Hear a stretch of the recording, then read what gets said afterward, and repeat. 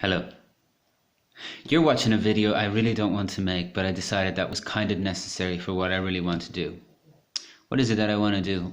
I ask myself that question all the time. But right now, one of the projects that I'm most excited about is a video project about the arts, in which I sort of exploit this lifestyle that I'm living and that finds me maybe spending not more than 3 weeks in the same country at once.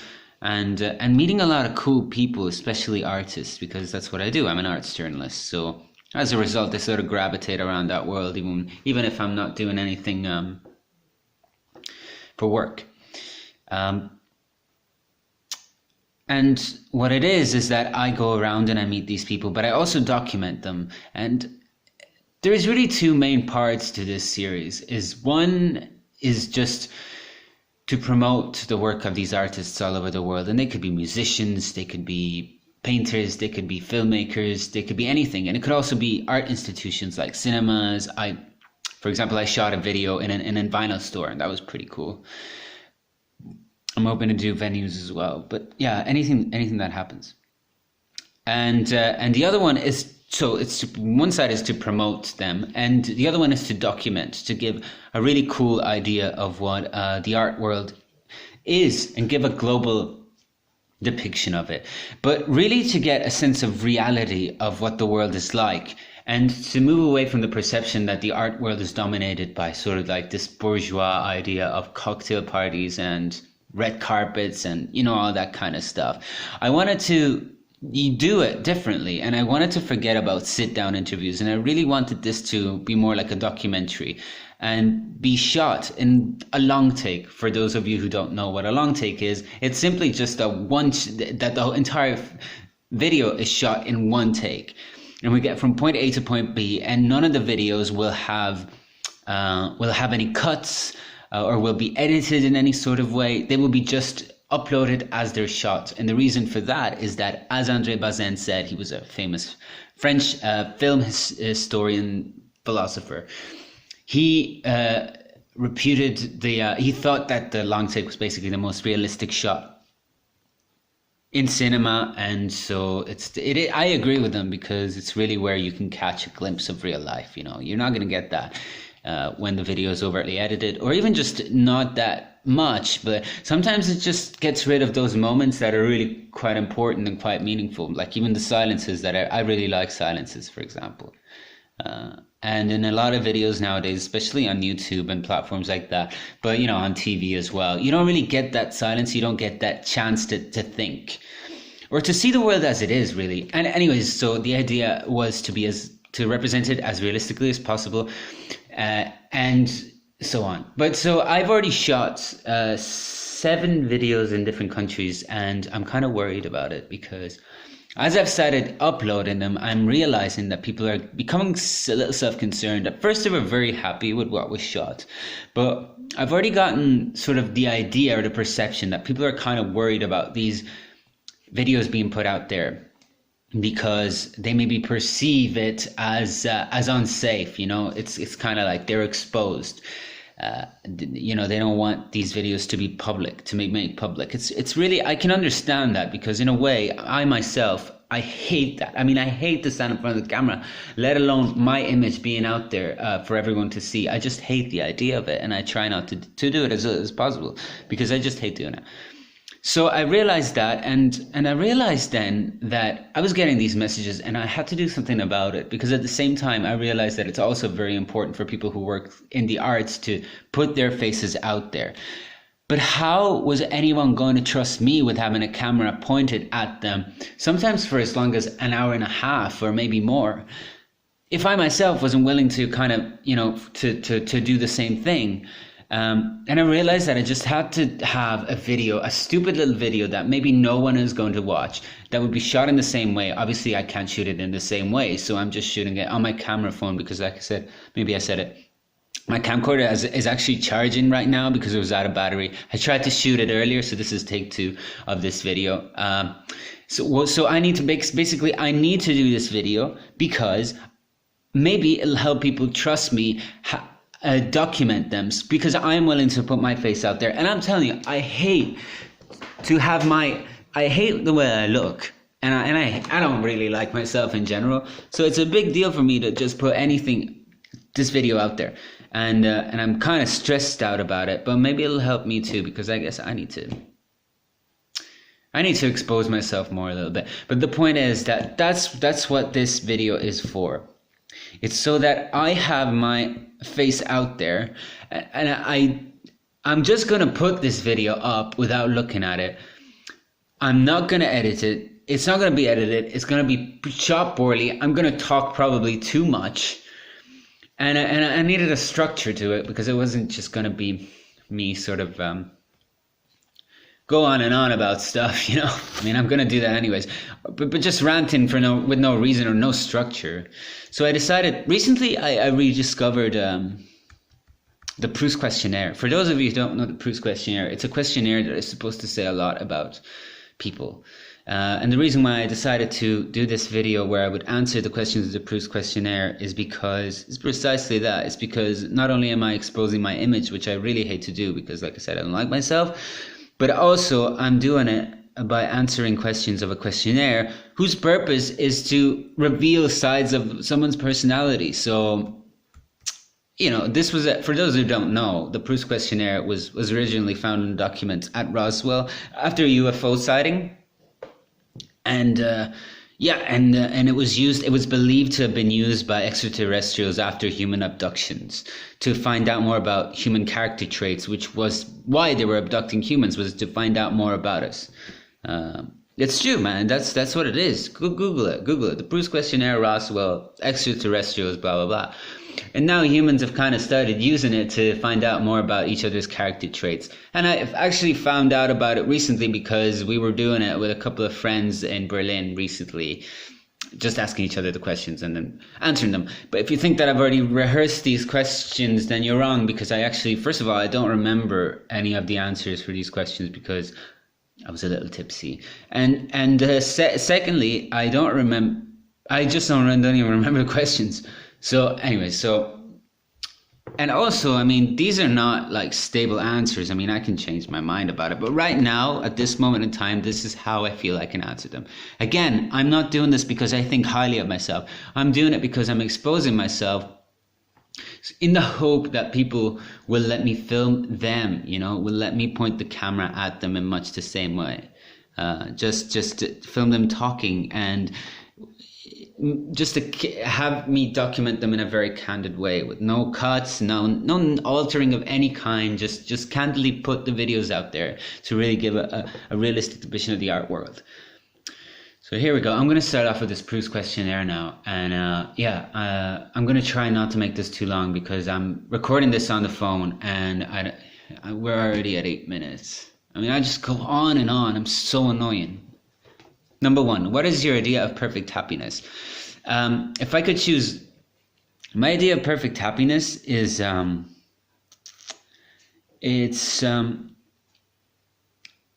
just being near people you love, or alternatively being on your own but doing something that you love. For me, it's most of the time it's reading a book, or getting the opportunity to read a book, which is really hard in today's fast times. You know, you almost feel guilty for taking the time to do that sometimes. That's my idea of perfect happiness nowadays. I mean, I'm saying reading a book, but it can also be like actually listening to an album from track 1 to the final track, whatever number that is, or watching a movie. You know, they're all activities that seem so like we don't have time to do them, and it's precious to me. And my idea of perfect happiness is that. What is your greatest fear? My greatest fear is the loss of people I love, which for me is a traumatic experience. It's a trauma, and it doesn't even have to be death. Sometimes you just lose people, and that's number 1. Number 2 is bureaucracy. I am scared of it. What is the trait you most deplore in yourself? There's really not many things that I like about myself at all. I really don't like myself at all, to be honest.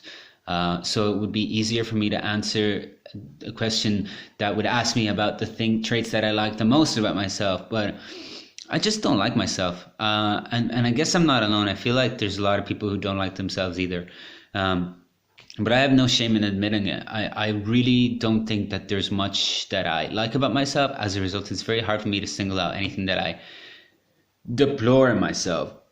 What is the trait you most deplore in others? Hypocrisy, and especially like, well, the one of the things that I really don't like is when people do you favors and then they make them make it seem like you owe them for the rest of your life, and yeah, and similar situations to that. I really don't like that. I really dislike that. Which living person do you admire the most? Right now, I mean, it's very difficult for me to think of anyone that I admire the most. There's a lot of living people that I admire, but when it comes to these questions, I very often just feel like answering by saying my family.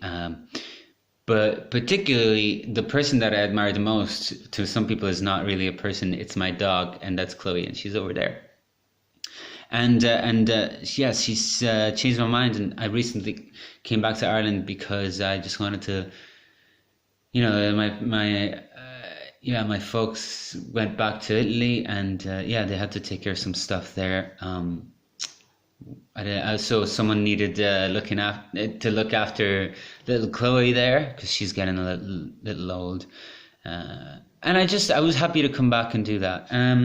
She's basically changed my life, and I think that she is actually the person that I admire the most, the living person that I admire the most, or not, to be honest. Right at this moment, it feels like that. And I won't get into why because it takes too long. But people with dogs understand what I'm talking about, most, anyways. Where was I? What is your greatest extravagance? My greatest extravagance is just my lifestyle because I choose to do it. It's hard because, I mean, I live a life in which I'm not in the same country for more than 2 weeks at a time, 2 or 3 weeks at a time. And I do it to facilitate my work and to increase my productivity. At the same time, though, it is very difficult. But at the same time, it's a choice that I make because I could live a normal life. Of course, like everyone can have a normal life, but I somehow just don't have the disposition. And even though it may be a disposition, or sometimes I feel like I'm trapped within that life because it's not always good, I feel like it's a life that is also somewhat of an extravagance. So I don't know if it makes any sense, but I don't want to make my answers too long. Number 7, what is your current state of mind? Self-destructive as usual. What do you consider the most overrated virtue? The most overrated virtue is sophistication and intelligence. There are 2 qualities that people admire in others, but I think that intelligence sometimes is not a good thing. It leads to there are actually 2 qualities that I admire in art, but not in people. Very suspicious of them. On what occasions do you lie? I lie for fun, but actually I learned as a child. So I lie for fun, and actually this is something that's quite revealing. I had this habit since I was a child of keeping fake diaries laying around so that I would know that who read them, would be asking for me to hurt their feelings. But I stopped doing that. It was like I was somewhat, it was like a prank that was supposed to.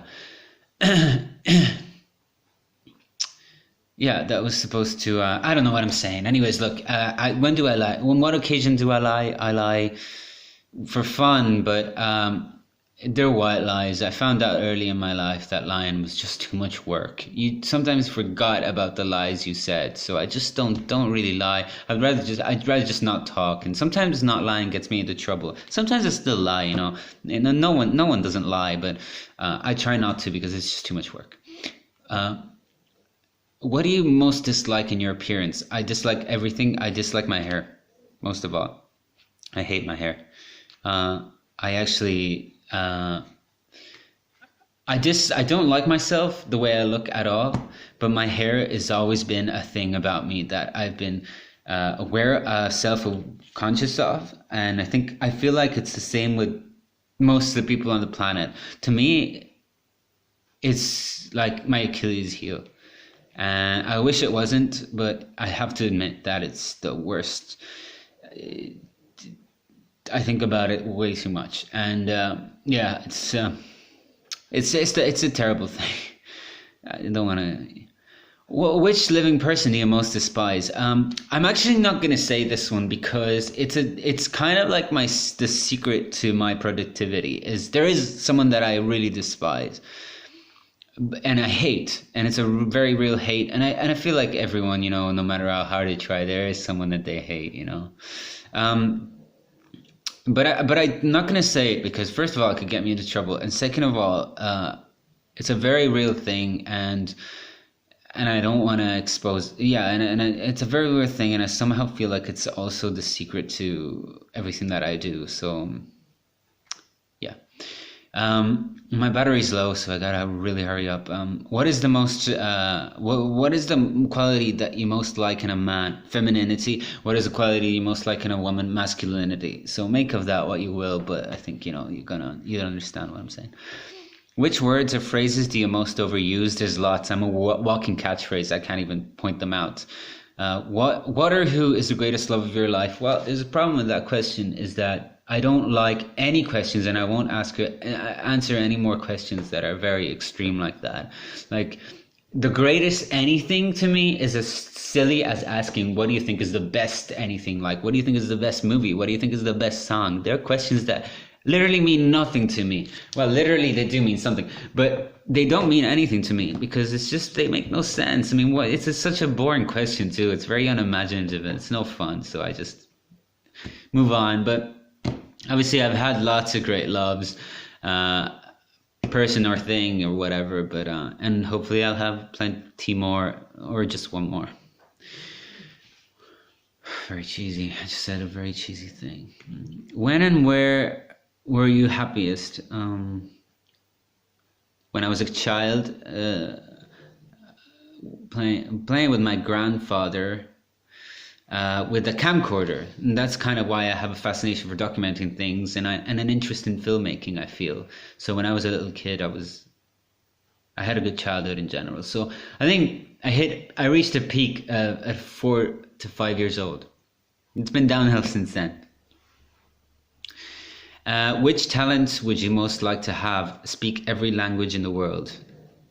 Definitely. That's also the greatest superpower. The superpower that I would like to have. I feel that would be a pretty impressive superpower. If you could change one thing about yourself, what would it be? Everything. If I could change, I have to be honest. No, I mean, it's just so many things that I would change about myself that I can't even, but it would be an aesthetic thing, like my hair. I'm honest. What do you consider your greatest achievement? I don't feel like I've achieved anything that can be considered the greatest achievement. I know it sounds sad, but it's true. And yeah. That's true. If you were to die and come back as a person or a thing, what would it be? I don't know. I would come back as, just off the top of my head, because again, this is a very silly question, you know what I mean? I would come back as Elvis Presley, probably, What do you consider your great, no, I've already done that. Where would you most like to live? Oh, I got a message. Where would you most like to live? I don't know, either Ireland or Italy because they're just my two home countries. But right now it's very hard for me to think of settling down anywhere. I just live life on the road. Not in the cool way either. Airbnb for life.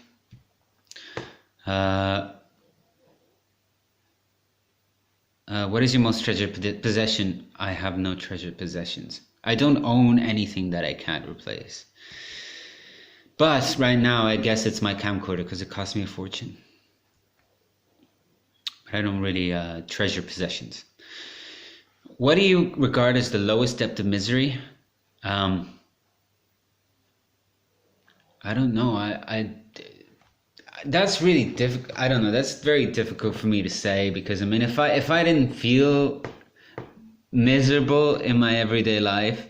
I guess a lot of people can relate to that. I mean, there's a lot of people who feel miserable, and I'm one of them. You know, I'm very sensible, so it's very hard for me to think of the lowest step to misery. But of course, I mean, there's people that are less fortunate than me. Yeah, the one thing, and again, it's referring to an answer, one of my earlier answers, is if everyone that I loved was gone, if anyone I loved was gone, you know, I really wouldn't like that. It'd be the worst. I think that's the right answer. I'm not sure that I even understand that question, to be honest. What is your favorite occupation? Sleeping. What is your most marked characteristic? I talk a lot, and I talk a lot, and I'm moody. I don't know if that answers that question either. What do you most value in your friends? Just nice people. Sense of humor is very important too, for me. Very witty sense of humor, you know. Read between the lines. Who are your favorite writers? I used to think it was Wilde, but there's too many of them because I read a lot. It's one of the things that I like to do the most. But I guess if I had to think of one at the top of my head, it's one of the people I have tattooed, and whose name I have tattooed, and it's Pier Paolo Pasolini. He's one of my favorite people ever. So, who is your hero of fiction? I don't have heroes of fiction because I don't understand the concept of the hero. You know, I don't believe in the concept of the hero. I much prefer the anti-heroes. I much prefer the real people. I don't like to look up to any characters either in any piece of fiction. I more like to identify with the characters, and that's regardless of what their age is or what their sex is, what their gender is, or whatever. And it's not important to me. What's important is that I can identify with aspects of their personalities. So yeah, I don't have a hero of fiction, and I'm not interested in the concept of heroes in general. What historical figure do you most identify with? Joan of Arc. Who are your heroes in real life? That's the same. Again, heroes. I don't like that word. What is your favorite name? What are your favorite names? I don't know. I can only answer. That's a silly question, by the way. It looks like the question that they threw in there because they were running out of ideas. But I've always wanted to be named Anthony for some reason. I don't know why. What is it that you most dislike? A lot of things. Again, it's a kind of a. I don't know what I don't know. I just like a lot of things. I like a lot of things. What is your greatest regret? I have so many regrets. I have a lot of regrets, you know.